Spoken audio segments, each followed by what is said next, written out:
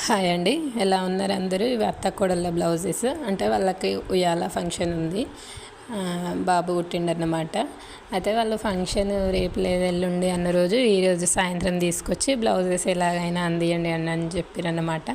నాకేమో రేపు ఫంక్షన్ ఉందండి, నేను బ్లౌజెస్ అందుతాయో అని నేను చెప్తే మాకు ఎలాగైనా చేసి బ్లౌజెస్ అందియండి అమ్మా అని చెప్పారు. అంటే వాళ్ళు రెగ్యులర్ కస్టమర్స్ అన్నమాట.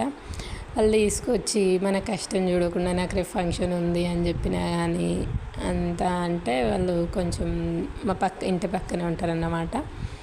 అయితే వాళ్ళు ఏమంటున్నారంటే ఎలాగైనా అంది అమ్మ ఫంక్షన్కి పోతావో లేకుంటే లేదో అని వాళ్ళే చెప్తున్నారు. వాళ్ళకు అంటే సరే అని మనకు వచ్చిన పనే కదా, ఎంతసేపు ఇట్లా స్టిచ్ చేస్తామని నేను ఇట్లా తీసుకున్నాను అన్నమాట.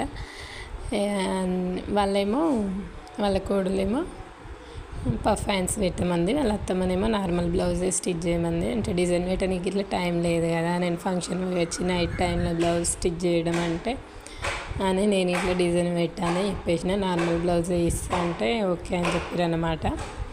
వాళ్ళు ఏమంటున్నారంటే ఏంటమ్మా కూర్చున్న దగ్గర 2 బ్లౌజులు కుట్టుకున్నా కూలి పడుతుంది అని. అంటే మా సైడ్ 150కే ఒక బ్లౌజ్, ఇది లాస్ట్ ఫినిషింగ్.